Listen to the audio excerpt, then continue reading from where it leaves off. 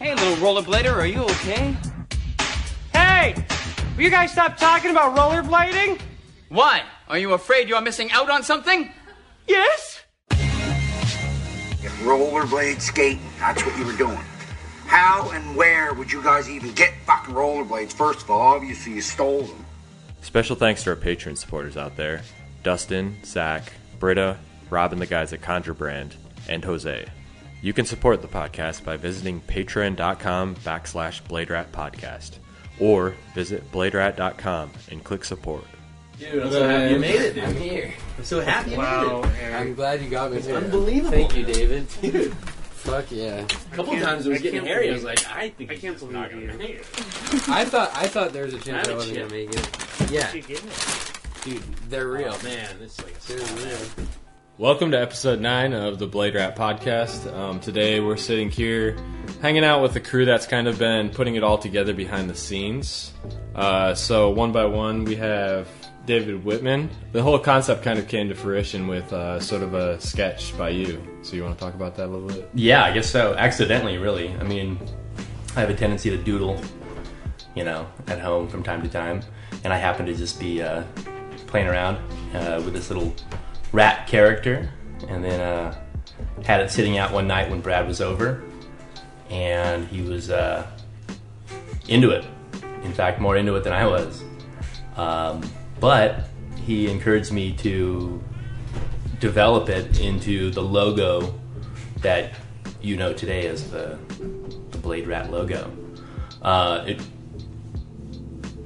was initially kind of sketched out by me, but it was really finished and made to look great by Greg Tuthill, who's also here today. Hello. Hello, Greg. What's up? So, Brad hit me up one day and sent me like a file or a picture of the sketch that David had done and asked me if I would be able to or willing to like just digitize it and make it put it into a vector file and draw it out.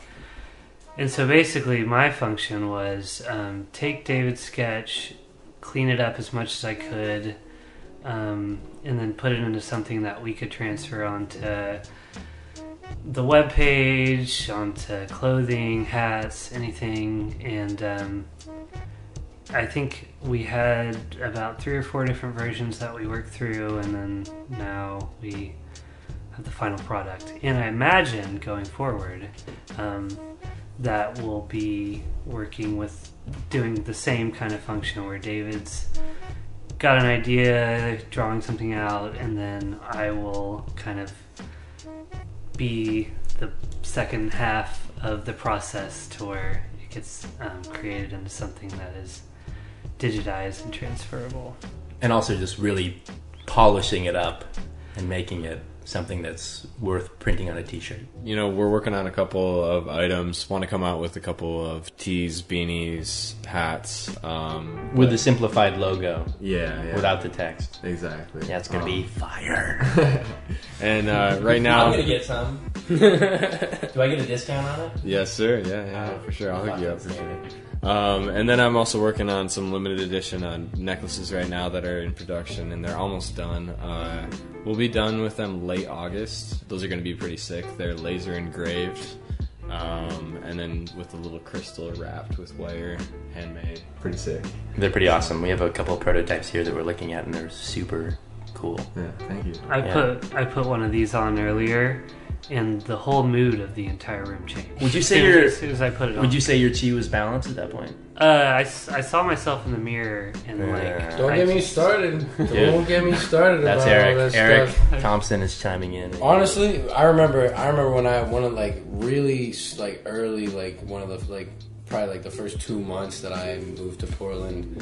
Brad, I think it was the first time that I picked Brad up at his house to go skate, probably, and he had like a little gift bag for me to welcome me to Portland that had like a couple haunted stickers, and it had like one of his quartz arrowhead pendants, wire wrapped and everything.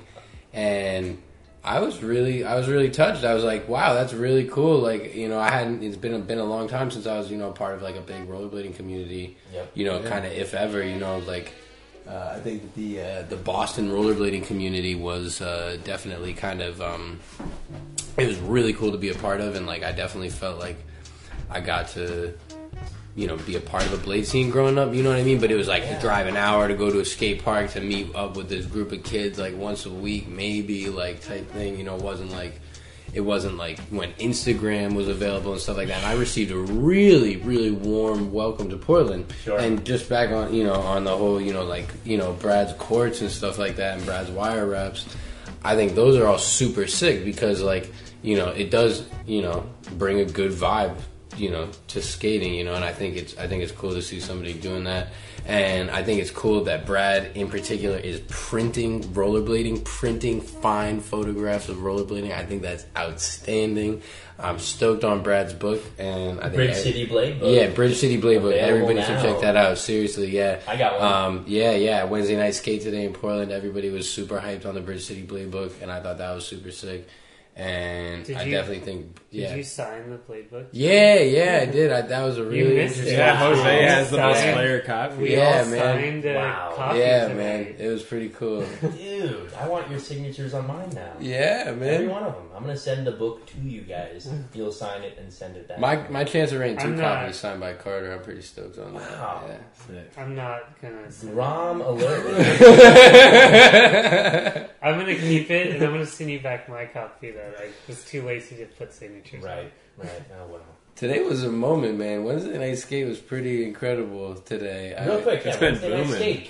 Cody Clark has been putting this on. Yeah, Cody Clark is the man for keeping the Portland rollerblading scene together and any rollerblading scene that he even touches because for whatever reason, Cody Clark brings people out to skate, and that's a fact. It's gotta be the hair, right?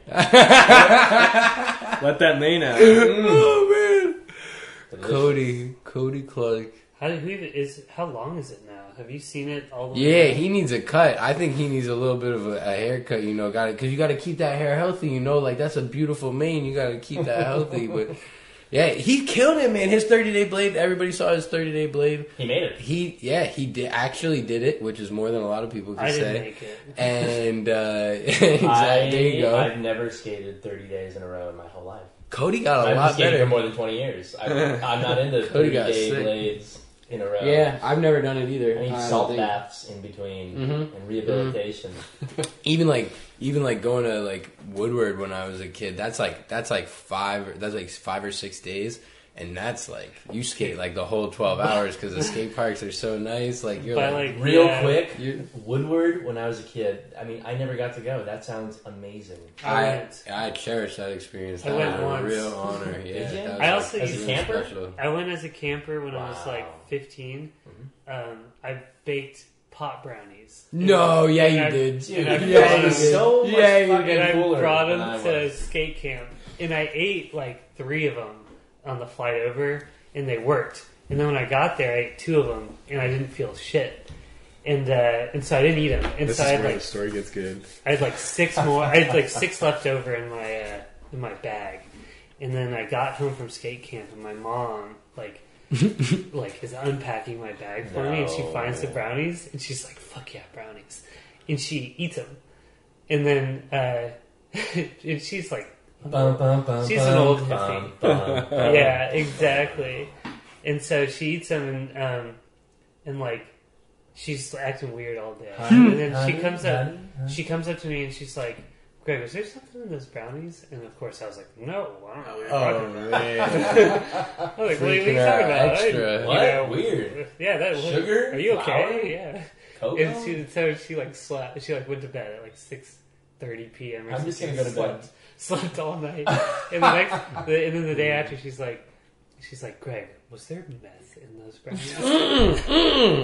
Meth. Misinformation. And I was like, No way, Greg. I was No way. like, no, Mom, those weed. Did you No not think way. meth was what weed was called? That's No. that's so sweet. It's because she was so hot. No. She was like She thought it freaking was out. And she was like, maybe this is meth. PCP, if anything. I mean. Right. Well, she never done meth before. Right. She doesn't know what meth. But yeah, anyways, then I was like, no, Mom, it was weed. Don't worry, you're fine. Don't worry, Mom.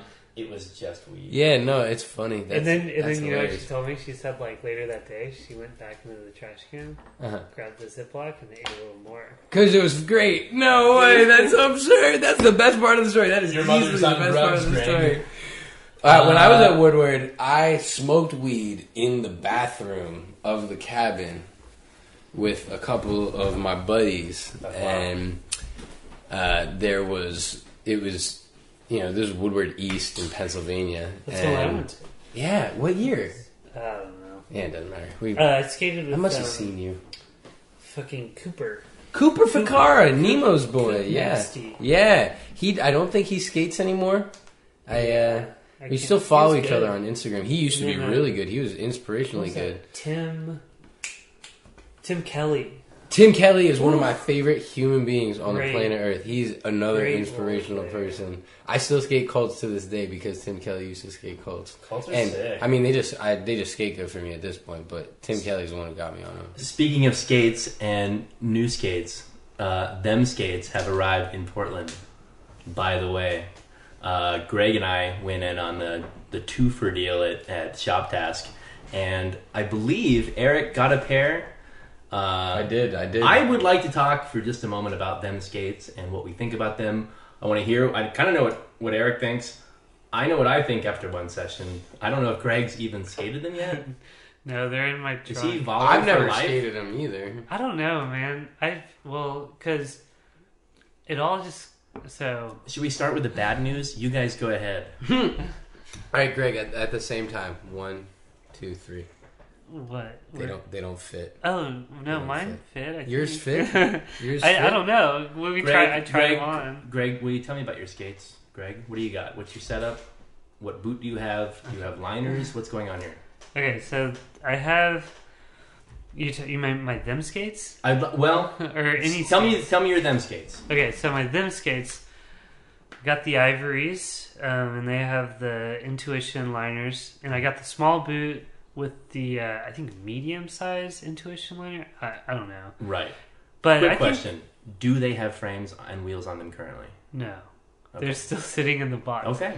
I want to put like a brand new set of frames, but I haven't.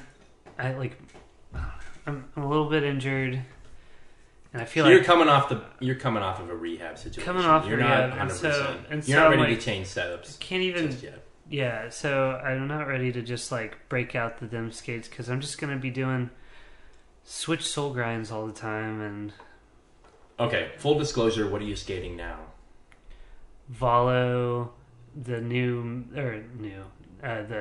old Alex Broscout Midnights with some creates with 4x4 Rob Thompson wheels on. Dude just said the new Alex Broscout. Real quick. What color creates though? Black. Oh, so it's black. It's all black. Everything's black except for like those Midnight Navy swirl action. Right. And they're the best skates. They are great.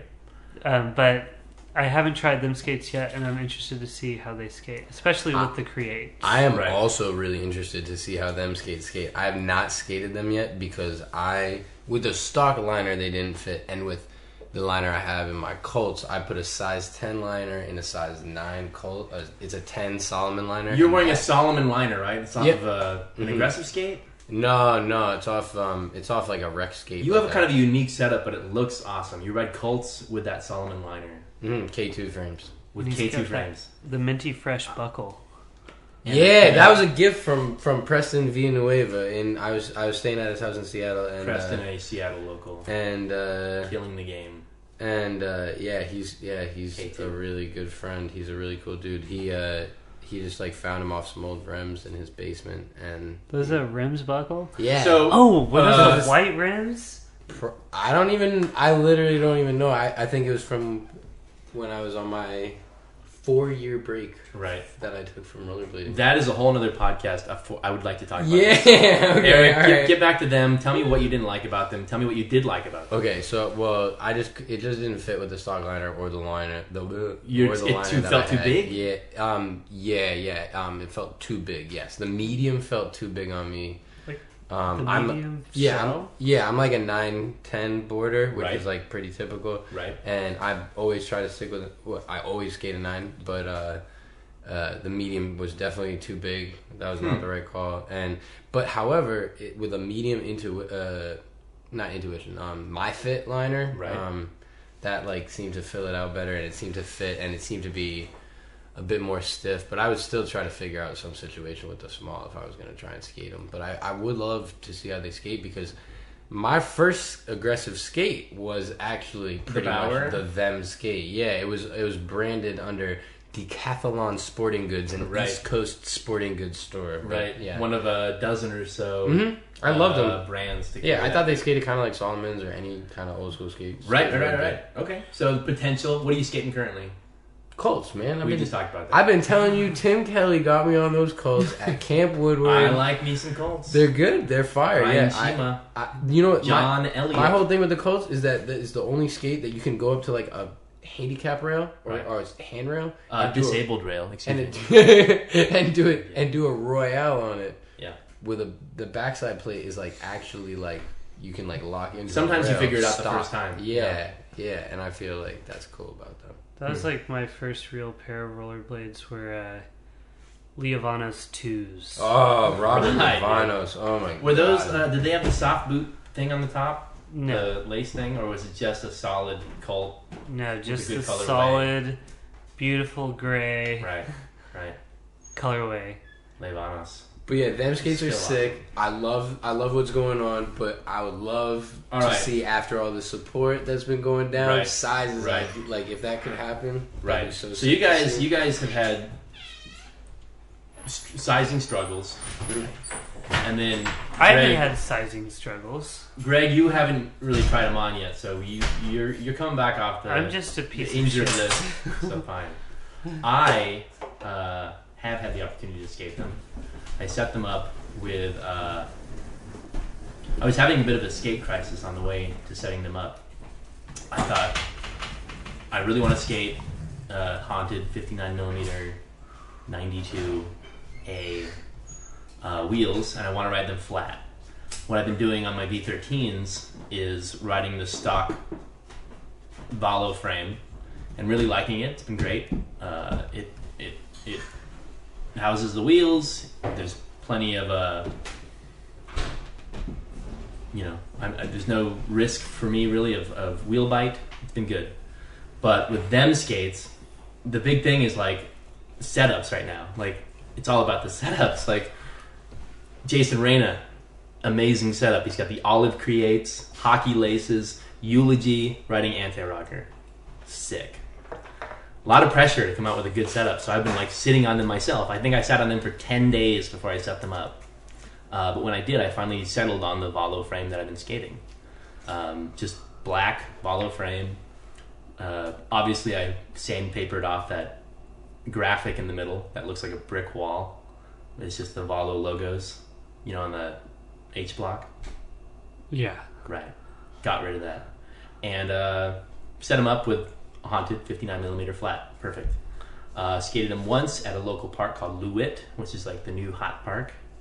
And found them to be very similar to the V13s I skated. I'm in the small boot, stock liner. I'm lucky. It fits my foot pretty good. I think your foot is like half a centimeter smaller than mine. Maybe. I'm about a true 8.5 in think- like a Converse All-Star. I had size 8 Converse All-Stars when I was in college. Right. And those hurt my feet. So maybe Well, I didn't I'm go to like- college, but I wore an 8.5. Only in a rollerblading podcast can you hear two dudes talk about what size sneakers they wore in college and have it be It's modern. relevant to what we do. Yeah, It's relevant to what we do. it's pretty funny. I used to, all of us growing up, I used to jam my feet into like size 7 skates.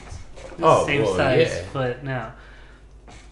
It's I think- nice. So, I think I have the perfect them skates set up. What do you got? This is my vision.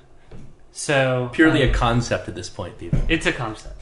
Them skates, I have the ivory shell with the intuition liners, size small. Fire.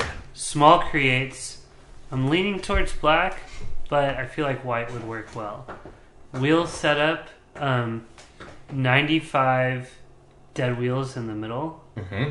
And then the softer ones, the 88s. All dead wheels are 58 millimeter. Is that right? Yeah. So the 58 95s in the middle, the yellows, and then I think the blues are the 58 88s. Right. Those go on the ends. That's a and smart so move. you got the yellow and the blue, which might not look that great, but the wheels, the hardness of the wheels, having the ice skate flat, so like having the really hard center wheels are fine, right? And then having the soft outer wheels are even better because like I'll slide around on some hard wheels or I will stick on some soft wheels in the middle. Sure.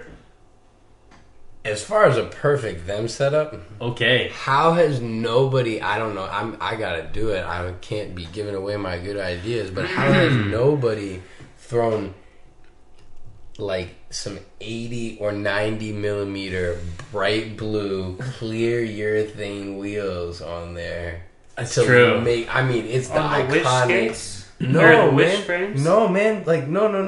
Like, all flat, like some big old... Are you talking about, like, blue emulating the logo? I am talking about emulating. I mean, that's, the logo. I feel like, that's a huge missed absolutely opportunity. what I'm talking about. Yeah. That one flew right over my head. Oh, man, that's real funny. Come on. Right. But no, seriously, I think that would be a really sick setup. And that's how I would set mine up if I was going to skate them. However, I am donating my them skates to the Portland Donate and Skate. No shit. Yeah, Zach Gideon's putting that together. This is the second or third or probably fourth Donate and Skate he's put together between Eugene and Portland. And I think it's really cool that he's all about getting the youth into skating and stuff like that. Shout out Zach Gideon. He was actually our first podcaster too. Him and Alan Clark last year during Donate and Skate. Dustin Jameson had them skates. Didn't really fit to his liking, but he ended up, handing those out to a homie that hasn't bladed in for years, and he's getting back into blading. And we're like seeing a lot of that. Just people handing down their blades to other people, and even people that were interested in it years ago and jumping back into the sport of it. That kind of touches on what Eric was talking about earlier, which is like have a setup ready to go. And I think that maybe that is, we're living in like a post-blade trade era now, where people are we're hoarding skates or trying to sell skates. I would go as far as to say, don't sell your skates, give them away. Give them away. Yeah. I think it's better that way. Yeah. Especially with such a small sport, kind of a fragile sport. Just give them to people. Even if no one's going to skate them, try. Give it a shot, It's Right. I think, be careful. Make sure that you're not just giving it out to a bunch of people who aren't going to use them. Don't give them to someone random. But, we live in an era of Instagram where there's readily available to see stuff. So if someone's into it, they can access cool content. But yeah, totally. Give skates away. What Dustin did with his them skates that didn't work out for him, fine. Give them away. You can sell them for half the price you I would be. Yeah. I would be happy get to somebody else into blading, too. Maybe, yeah. I would be happy to organize some sort of, Blade Rap podcast, skate giveaway sort of campaign or something like that. Sure. I think that people should hear about it. I think it'd be really cool if a lot of rollerbladers were giving away a lot of skates. I think that's definitely a positive vibe.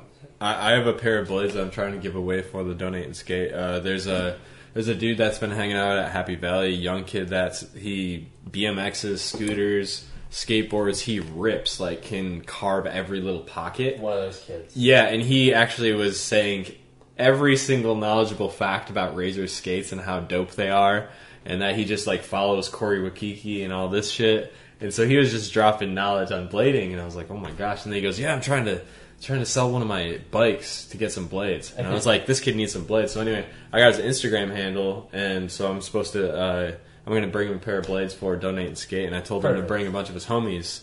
I know also what size he is, which is important as well. Right. But it's I also just mentioned, hey, if you know anybody that's interested in blading or wants to learn more about blading, bring them to this event. You'll get so I'm sure I'm not the only one in this circle who's in this position where I have 2 pairs of skates that are perfectly skatable that I will never touch ever again. Just sitting in my room underneath the chair. I don't know what to do with them. Look at them every once in a while. And yeah, I look at them and I'm like, oh yeah, remember when I skated those? That was cool.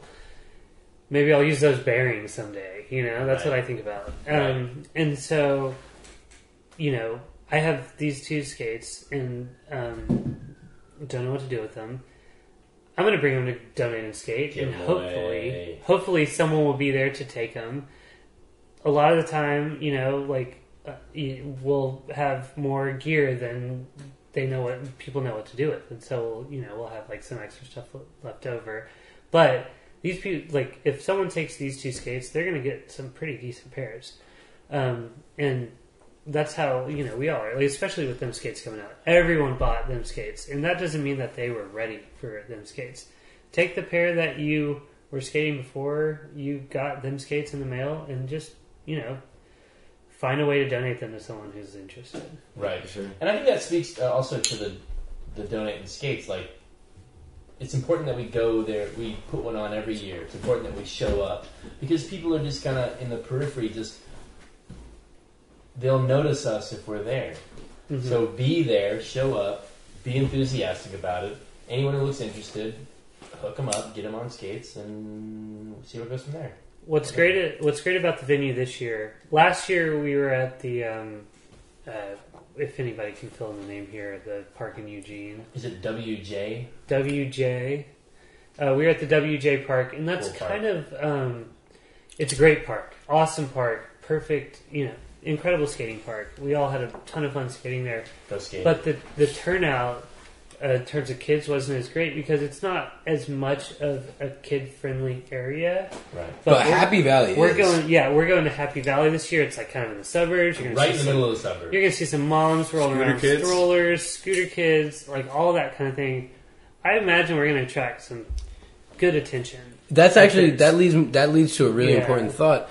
You know, rollerblading, you know, needs to, I think, embrace the customer. I think that in a lot of ways, you know, rollerbladers who are more interested in consuming the media of rollerblading, who are more interested in the products of rollerblading, those rollerbladers aren't given enough credit, in my opinion, because those are the rollerbladers who are supporting rollerblading at its very core.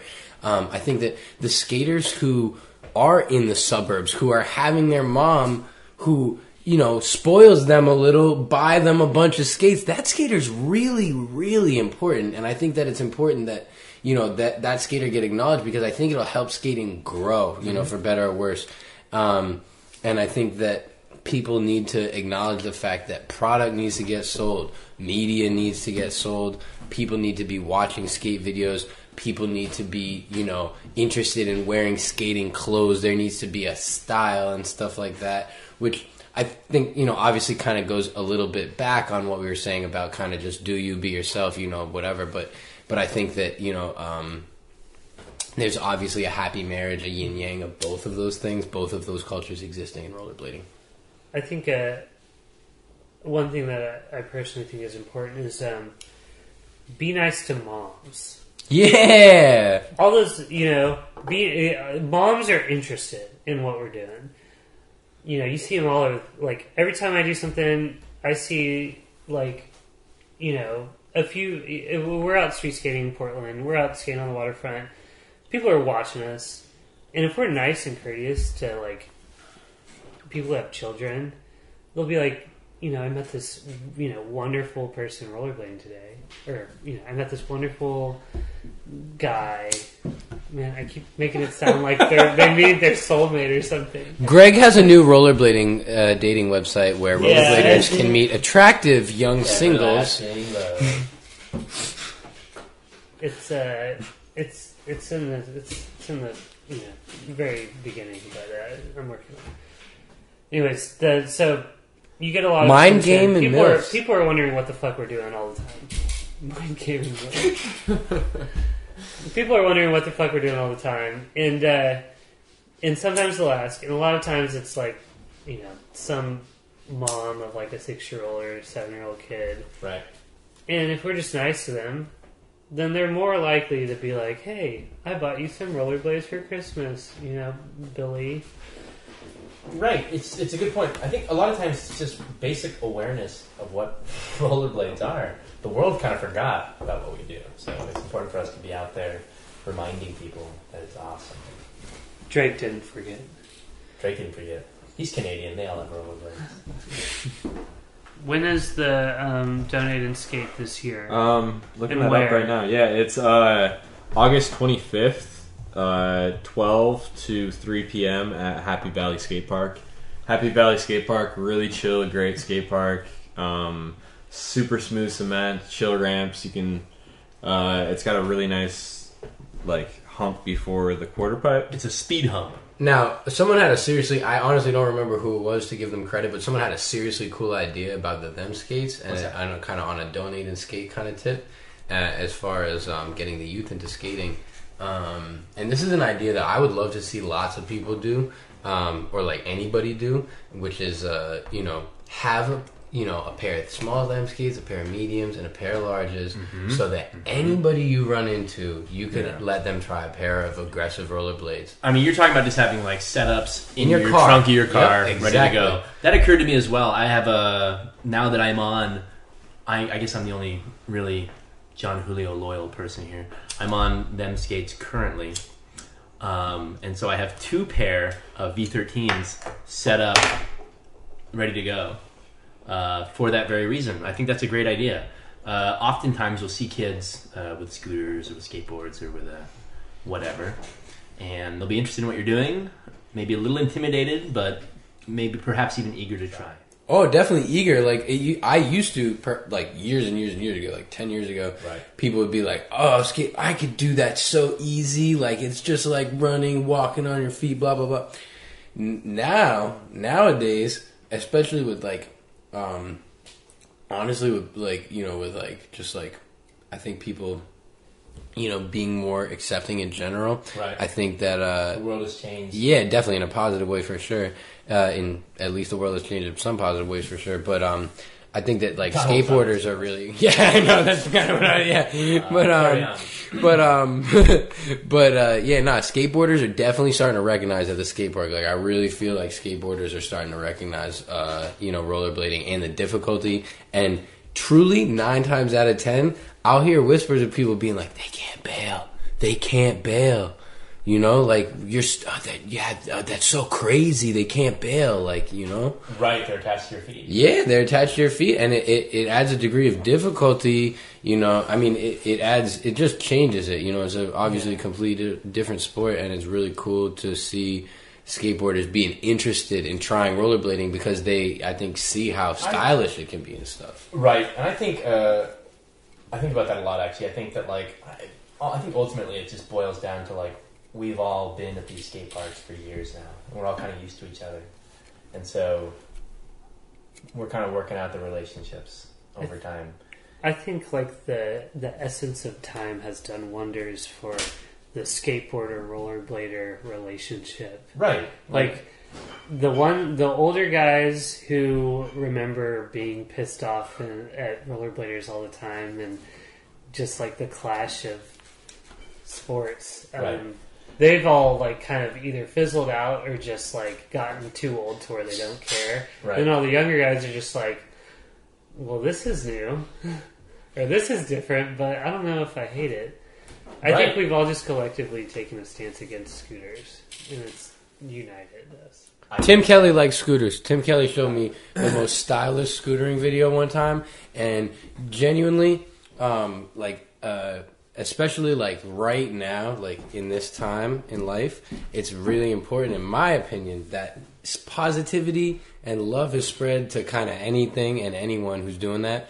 Because honestly, I'd rather see somebody scootering and filling up the skate park than rotting their brain on an iPad or something like that. Yeah. You know what I mean? It's cool to see kids kind of even getting out, to the skate park and kind of, living that kind of, outdoor lifestyle and stuff like that. I think that's really cool. And I do have some thoughts on all of these. I want you to finish your statement. Let me just say, scooters are great. People can get good at anything. seeing a really good scooter video or a really good skateboarding video just reminds me that like what we do is just another thing. It's another avenue you can go down. We just happen to be obsessed with this thing. Recently, I think Tony Hawk posted it, but it was in a vintage Gap ad from 1998 or something like that. He described it as Andy McDonald, popular skateboarder at the time, big vert skater, X Games gold, yada yada yada, and a sea of inliners. And this was like and then he posted the full commercial. It's just like your classic Gap ad. They're selling khakis, everybody's wearing khakis, but it's a bunch of bladers and skateboarders doing inverts and front flips and back flips, all on a white background. So it's just kind of like front flips into infinity. And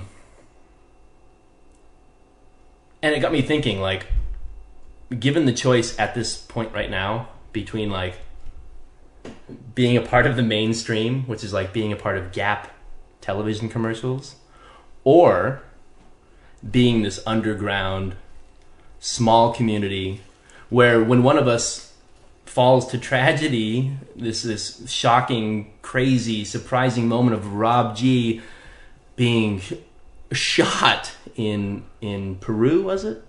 Yeah. In Peru, where he lives and works and is married. But for all of us to come together in 48 hours and raise more than $100,000 for his care. That's crazy. Completely and totally captivating. I would 100% take that over mainstream acceptance at this point. But let's just talk about Rob for a little bit. Like, and Rob's effect on rollerblading. I mean, he for me personally, his vibe, his energy is very much peaceful, very much non-violent, very much centered. He comes out very evolved, right? Yeah. Oh, he's so smart. He's such a role model. He's truly a role model. 100% agree. Yeah. 100% agree. Like, what's the first thing you think about when you see like Rob G's face or his skating? You can be like, that guy is loving life. Big smile. Yeah. That guy's happy. Big smile. Yeah. That guy's happy. It doesn't matter what he's doing. He shit on a handrail. He's smiling. You know right. What I mean? So, admittedly, I didn't buy the VOD, the Feet VOD, but having seen it recently with Lonnie releasing it and all of these things, like, fucking shit, dude. Like, Rob G just hanging out in LA humble for 30 days. I think he was doing the 30-day Blade Challenge at that point, wasn't he? So he was just dropping video quality hammers on the daily and getting it done. And this is now, because it's like recently. This is recently. He's in his mid-30s. Do yoga and meditate, and you can do eat right, kind of exercise, stretch.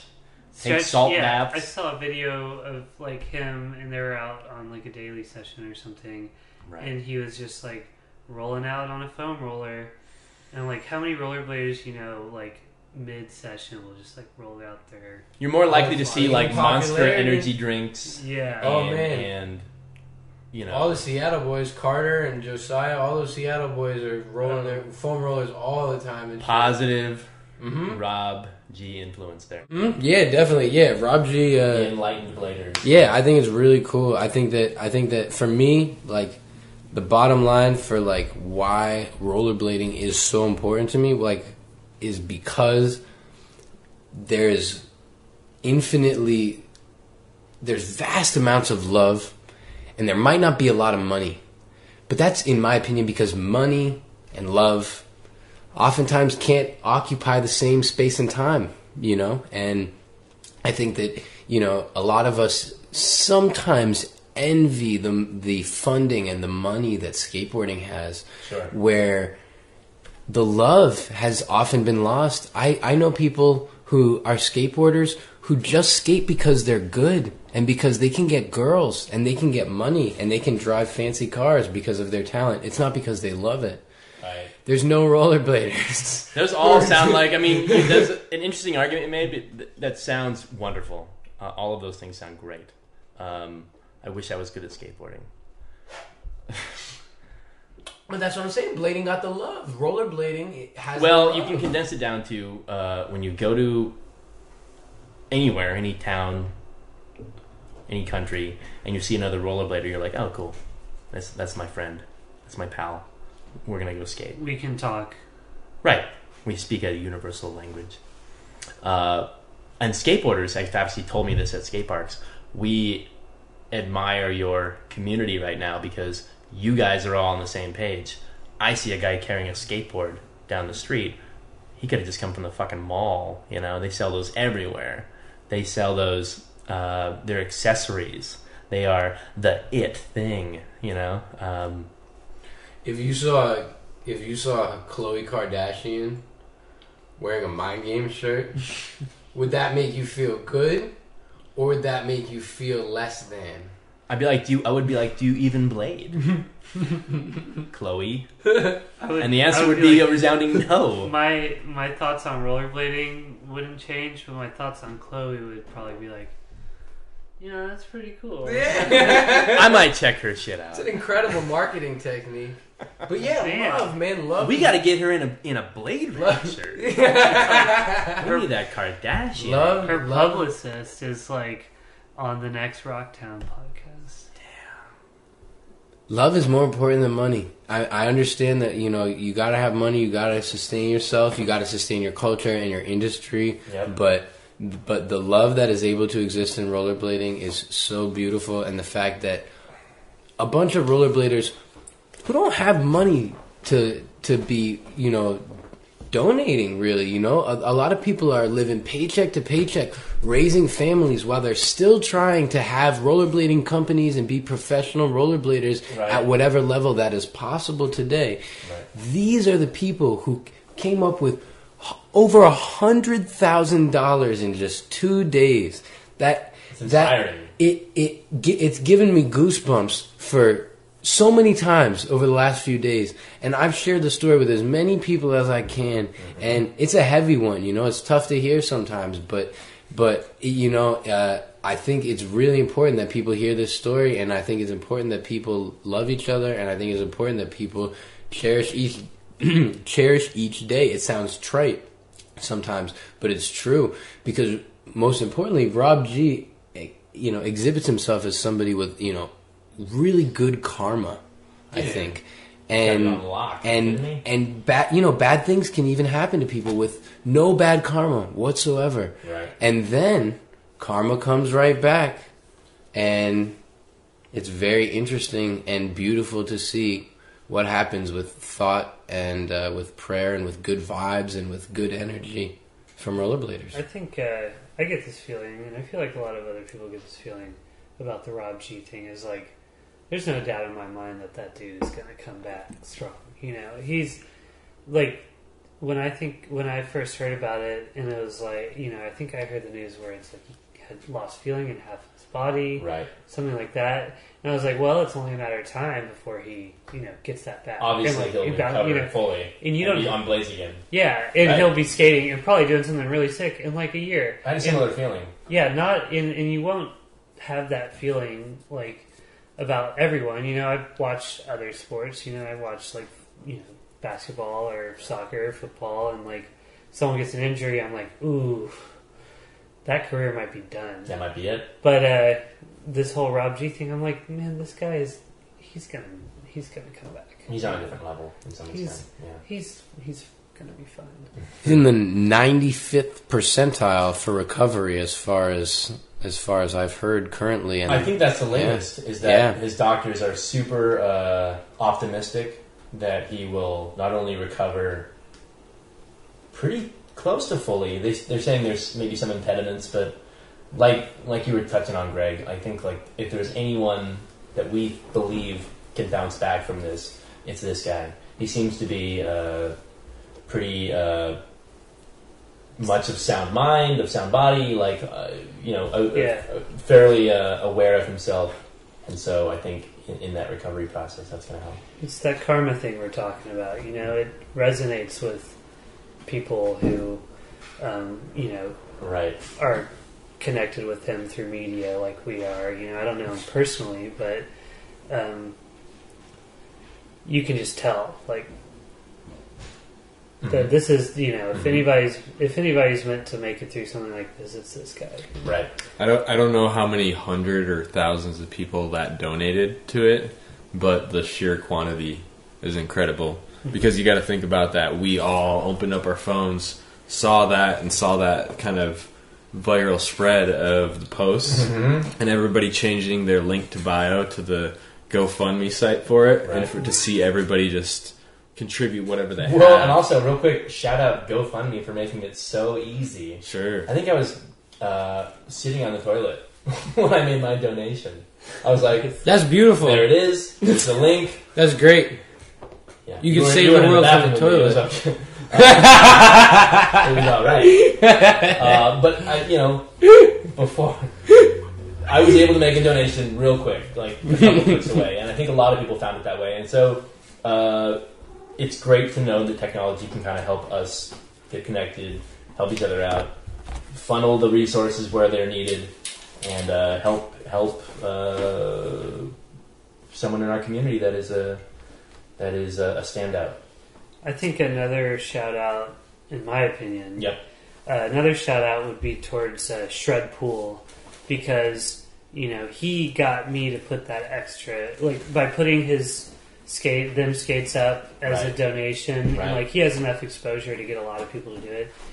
He not only got last time I checked, it was like close to $500 extra for people that just like put in for the skate. Right.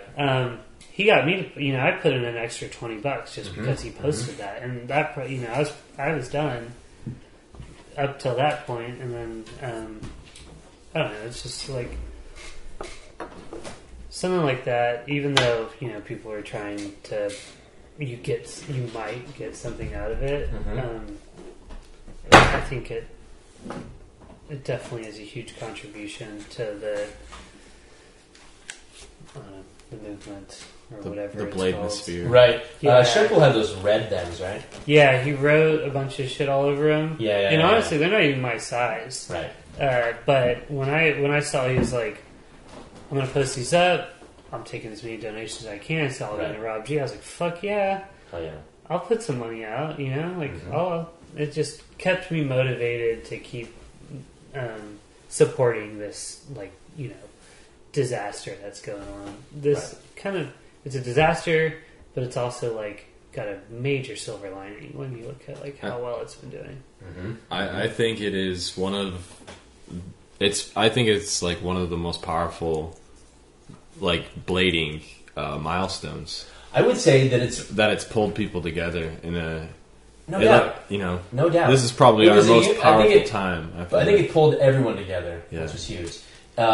Coming off of the Them Skates deal, which is whatever you think of the skates, whatever the size issues you have, we were all stoked to buy skates from John Julio's sight unseen. Huge.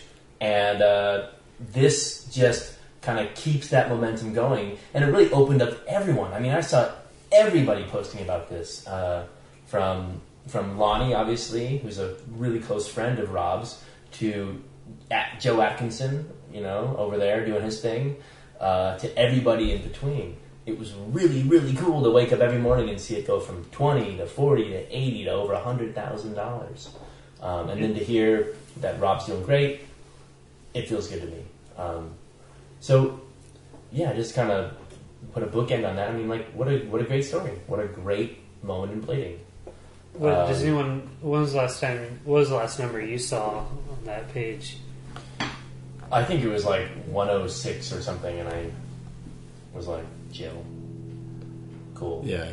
I feel like as it was growing, people were taking a lot of screenshots and posting it. Right. I'm curious to see where it's at right now. It's important to remember that he still needs a lot of funding, probably. Someone else touched on that earlier, which is just if you were stoked on donating one time, just double back and do it again. Yeah, definitely. As much as you possibly can, type of thing. I think that it's sort of right. Take care of your own, do your thing. Yeah, of course. Bills, but yeah, that money you're going to spend on a burrito that day. Absolutely, send it their way, and absolutely, it'll help big time. I think that luxury items could definitely go Rob G's way these days. I think that definitely making sure that you take care of your grind, your hustle. That's obviously very important. But yeah, I think that Rob G is definitely. It's very evident that he is, in a lot of ways, the heartbeat of rollerblading, and if he kind of seems to have always been, and certainly is now, and And He's one of those blading vampires that's like been relevant and at the forefront his entire life. I mean, he's like, I'm 37. He's probably 36 or 35. But my entire life, he's been like sponsored by 50/50, like sponsored by a boot company, like putting out amazing content, writing huge long rails, like just one of those guys that's always been there and always been good. Like, what the fuck? It's unbelievable. I think it speaks to his lifestyle, and I think that I also don't know him personally, but it's very evident that he, stretches properly and has, a disciplined physical routine and stuff like that, and seems like a pretty healthy person.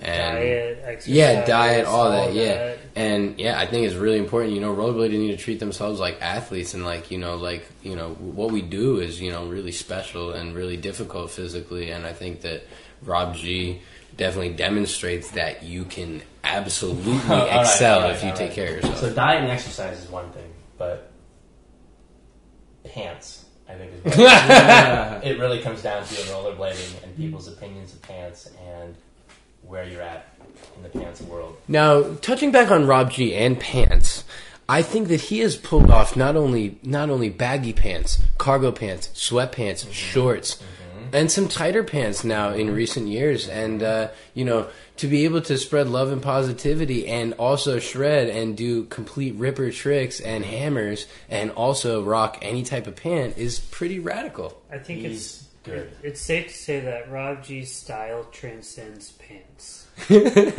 Oh, man. I think it's true. Yeah. Most of us aren't so I would lucky, agree. though. No. I'm not that lucky. No. I'm certainly not. Right. I have recently started wearing baggier and baggier pants. Not quite Colin Martin baggy, but baggy nonetheless. And really when I'm wearing like anything slim now, I start to feel real self-conscious and real... I don't know, I feel like my look and my aesthetic is off. It's because you're gaining a lot of weight, David. All jokes aside, Eric, what do you think about like the bagginess of pants and blading? The more I think about it, the more and I guess I'm in it right now. I think it's great. I like the baggier pants. Yeah, it's fine. Do whatever you want. Young Juice is wearing Adidas track pants and sweatpants, and I think his skating is incredible. And no, I don't think the bottom line is I think that wearing like lots of different pants in the same year, that sounds good to me because pants don't fucking matter. I'll wear some shorts. I'll wear some jeans. I'll wear some baggy type pants. Like it doesn't matter. Now, let me just stop you. But you do care about how you look. Of course, I absolutely care about how I look, and I think that anybody who performs an action sport cares a little bit about how they look, even if they don't care about how they look at all. That is caring about how you look. That is an aesthetic. Because what we do is not just a sport. We're not playing baseball. Or no, it's entertainment. Yeah, absolutely. It's definitely a performance. It's a lot. It's comparable to dance too. I think it's important to get rid of that stigma. I think Colin Martin and a lot of other rollerbladers who are respected compare it to dance, and I think it's important to do so because it's beautiful what we all do on rollerblades, and there's it's really cool. Some more than others, but yeah. Yeah. So maybe there's a correlation here. Before tight pants, right? Nobody was really talking about pants. Right. They were just wearing pants and skating. And then we started talking about pants. Mm-hmm. And, we're not talking about pants anymore. And I might be wrong here, but, we're starting to talk less and less about pants. And I think I saw Mushroom Blading put a graph out. It's, pants discussion and popularity of rollerblading. Yeah. It's as the discussion of pants grows, the popularity of rollerblading descends. It dwindles. Right? And, it's the less we talk about pants, the more popular rollerblading can get. I would say the same thing happened in skateboarding. Skateboarders started talking about pants in a very rollerblader-esque way. I noticed that became popular in skateboarding. Really? Yes, it became very popular in skateboarding, this is true, to call another skater's pants cute, which is not something that came from rollerblading at all, but you know, in skateboarding, it became very popular to care a lot about pants and tight pants and this and that, and fashion became a huge thing in skateboarding. And I noticed an absolute decline in business. Nike and Adidas started dropping, you know, riders and funding. These guys are getting a little into the pants. Yeah, absolutely. And pants. Yeah, it doesn't you matter. start seeing graph charts with pants. Seriously, I'm not even. Yeah, it probably would. Pants. Yeah, skateboarding, rollerblading, either or. Like, yeah, obviously pants don't matter. Obviously clothes don't matter. Obviously your image doesn't really matter. It matters what you know, like what goes ultimately down. It matters what you do. Yeah, pants is probably like the greatest trigger in action sports. I would agree Trigger with that. word. I would think agree. you might be right. I would agree. I just wanted to touch on it because I do think that if you look at like the entire, is canon the right word, of rollerblading, like rollerblading as a whole, and you look at the eras of widths of pants, I think the baggier pant era is a better aesthetic for rollerblading. I think it just like it makes the right angles for what blading is. It's a garment over like the structure of the skull. Yeah, it's like a drape. I don't know. I don't know. Well, I came up. There's a certain degree of bagginess that you can go where there's a plateau, if you will. You know? Right. You can't go too baggy, but I don't know. Maybe this pant conversation is taking us in the wrong direction. It's horrible. I blame myself. I blame myself. It's your fault, and you should be ashamed. Well, There's probably some good audio. And what kind of pants are you wearing tonight? Well, I'm wearing Levi's 501s. I'm keeping it classic. I'm gonna have a sip of fucking the nectar of the blade gods. Hey, cheers everyone! Fuck Cheers. yeah! Cheers. We're cheers. What a great fucking time we've all had together.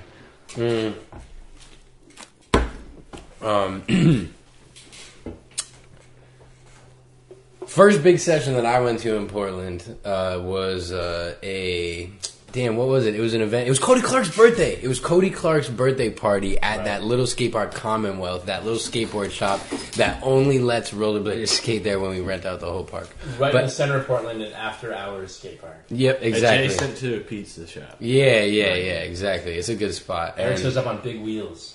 Yeah, I showed up. Yeah, I probably did. Volos. Yeah, that's funny. Yeah, Volos on big wheels. That's funny. I was so sick, and I wanted to go to this so bad, but I had like the flu, and I was like, man, I got to go to this thing and meet all these new people. But in my you're new just city. shivering and sweating. Yeah, I was like dying. And your skin And I is was like, kind of- While you were sick in bed, I was hanging out at Commonwealth Skate Park at Cody Clark's birthday party, and I saw two rollerbladers who really caught my eye. And the first one was Dustin Jameson, and the second one was David Witt.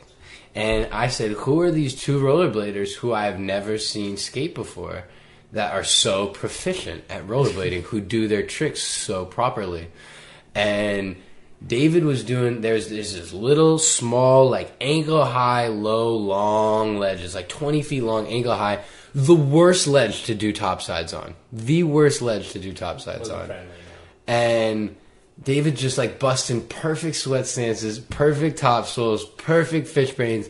And I'm coming off like a 4-year break in rollerblading. I haven't seen someone do proper topside grinds in so long. And David was just holding it down with that proper old school swag, like to this day. Always holds it down. David does his tricks the same every time, and it's good. Well, thank you very much. Boy. That makes me feel good to hear that. Thank you. Yeah, you already know, David. You're a super good skater and stuff like that. And it was cool. It was cool to like, you know, just like come into Portland and like see that like there was like all these like different skaters who were just like really good and stuff like that. That was really fun. Right. I mean, real quick, when I came into Portland, I had skates with me. Everywhere I moved my entire life since I'm 15, I had skates with me. But I wasn't skating that much. There wasn't a lot of people skating. Moving to Portland, though, fucking Instagram, I'm like, all of a sudden, discover everyone rollerblading. Like, I went from skating with nobody, you know, going session on like a random angle iron, you know, dock, whatever, somewhere, loading dock to suddenly this like established network of fucking dudes who are constantly changing and constantly evolving, and you know, you guys are actually kind of on the Greg and Eric and really even Brad are like on the tail end of the guys I met skating here in Portland, but have quickly become in just a couple of years like close friends of mine, whose company I appreciate and fucking skating I love. Yeah, we definitely had a super tight-knit community, to say the least. I think that that's really cool to see. I think that Portland definitely, like, I think it really captivated me when I moved here to see that people actually got together and skated together on a regular basis, and that people were about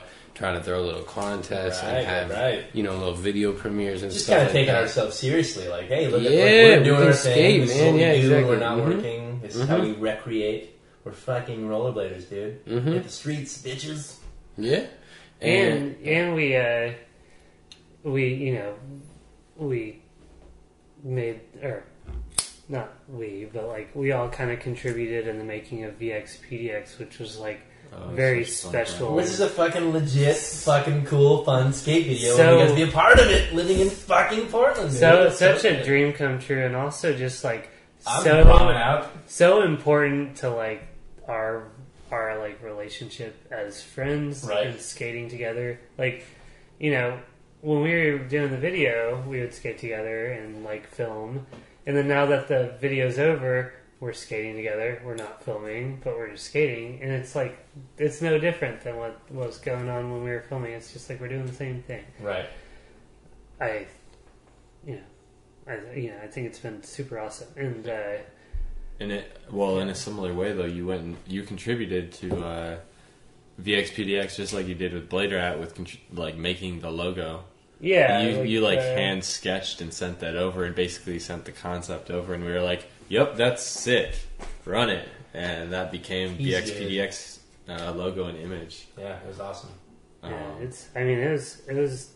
I was super psyched on the project, and I thought it was a great opportunity to like try and create something for the video, and I'm just glad that Brad and Ivan liked it and wanted to roll with it, because I remember telling Ivan about my idea on an hour-long car ride after filming in Longview for the day, and I was like, well, you know, I've had this thought of like, you know, this illustration, and I think it would be cool for the video. He was like, yeah, you go ahead and, you know, send it over. I did it, and he was like, this is great. So that was love it when it gels like that. Yeah, you know? And it did come out really nice. The graphics on the video and the whole deal. And David's got a part in the video. I do have a part, a small part, a modest part. It's a very, he's being modest now. It's a very nice part. It's long. It's great. I enjoy it a lot. That being said, my love affair with Portland is ending. I am moving back in the next week from today to California, Southern California specifically, where I'm from. So it's Santa Barbara or Santa Barbara. Okay. Santa Barbara. So just north of Los Angeles. You might notice the home of Eulogy Wheels, Powell Peralta, Bones Bearings. Those all hail from the Santa Barbara area.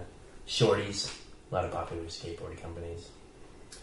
But yeah, I mean, circumstances of my life have changed, and with that, opportunities have opened up, and I'm moving south, and I'm excited about it, and yeah, that's the next step. I guess the main thing is that, like, kind of since Portland helped me kind of get back into blading in a big way. Like I said, I always had skates, I always skated around, but there were some dips, I'll be honest. But Portland kind of brought me back into the culture and the community and like the just like all the things that are a part of my daily life now. You know, checking in on friends and sharing likes and, you know, swapping videos and this and that. I'm excited to get down to Southern California and skate with guys that I've seen online and interacted with, and I'm excited to go to the Blading Cup this year. I'll be there for sure, Santa Ana, November. I hope to see all these guys there too. Yeah, I think it's sick that the culture is coming from California, Oregon, and then the whole scene on the East Coast between Pennsylvania and New York and Boston and stuff like that, and all over Seattle. Yeah, all over. And I think that it's cool that you're gonna keep holding it down in California. Yeah. And maybe kind of keep merging the scenes together, and it's like somebody from Portland moves to California, and then somebody from Portland moves to Seattle, and everybody's still holding it down in Portland, and then the scene grows and it becomes a mature and a kind of more a little more fleshed out, more diverse. Yep. Yeah, whatever. Mm-hmm. Sounds great.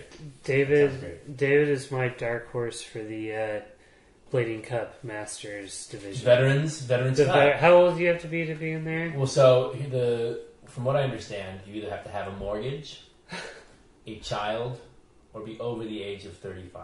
Or maybe two of those things. You got two of those. I got a child, a 7-year-old, and hi Henry, and I'm 37 years old. Henry, your son Henry, tore up the opening act of the VXPDX premiere. I think that definitely needs to be addressed. He's a natural hip hop. Yeah, I mean, I was trying to MC the whole thing, and I didn't really kind of know what to do at the beginning. When everybody was. You seem nervous. Henry, very natural. Yeah, Henry was much more natural. An inspiration to say the least. He really helped me out up there, and that was really cool. I hope so. Yeah, it was entertaining. People seem to enjoy it. I posted about it on my Instagram. Now let's talk about how Henry helped. Henry helped Steven do a trick on a handrail for VXPDX. You want to talk about that? My son, he was Durasa? 6 at the time, was giving Durasa shit about jumping on a handrail and explaining that you just roll up and jump onto it and then ride down. I don't think Steven hit that rail that day. Steven was missing it. Yeah, sometimes the simplest explanation is the most accurate. Now, had Steven taken Henry's advice and jumped onto the rail, grinded down it, landed, he would have landed the trick. Yeah. Now, I mean, to have a rollerblade guru like that as a son, I imagine it's like the Buddha, like he's just born into it. It's a bit of an advantage that you have there, kind of a lucky charm. Yeah, the fruit of my loin. The fruit Buddha of my loin. The fruit Buddha of my loin. But yeah, California, it's going to be great. I'm looking forward to it. Looking forward to skating with my pals, Juan Mosqueda. You might have remembered him from Inline Warehouse, Frankie Boots videos back in the day. He's still shredding. He's on them skates. He seems to like them. My buddy Josh Granning, looking forward to skating with him. I think he's skating some old Frankie USBs with big wheels on them. We'll course correct him. We'll get him in proper setup. And yeah, man, Portland has been more than awesome, dude. I've got so many friends that I hope to have for life. And the weekly sessions, the morning sessions, too many people to mention in one podcast, but man, what a good group of people. Oftentimes you'll hear people complain, Portland is fractured and there's nobody's skating together. You got pros here and other guys, and the scene is just discombobulated. My opinion of Portland is that it's a thriving scene, and there are multiple little factions, and every now and again we all get together, but the energy is really good, and the energy is really positive, and rollerblading is at its best here right now.